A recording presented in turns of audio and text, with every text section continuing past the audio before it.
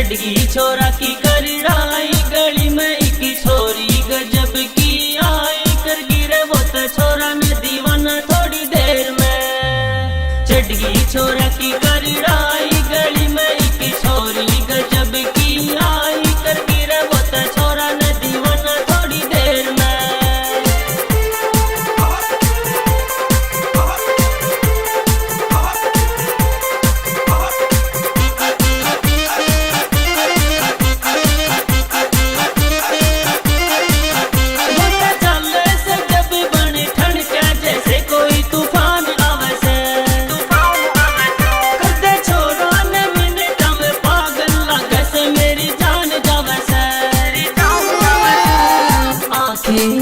दो उसकी नीली आंखें, दो उसकी नीली नीली कर रहे दिल पे मेरे वार रे।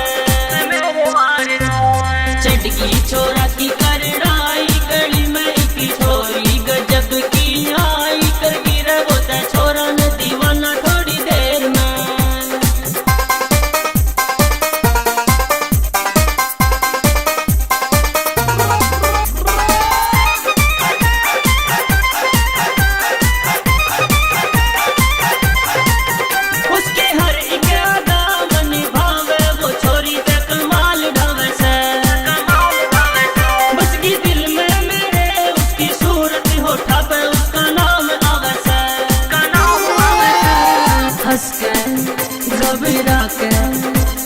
हंस के घबरा के मन देखे ते दिल में करार आवसे।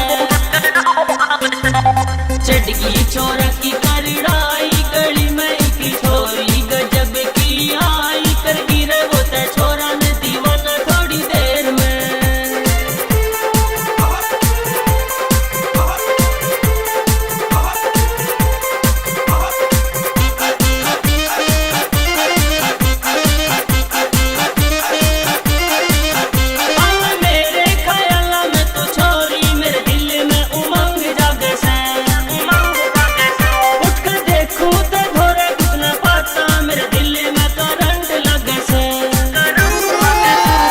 बसगी तू मेरे मन में, बसगी तू मेरे तन मन में, रवि न तेरी याद आवसे।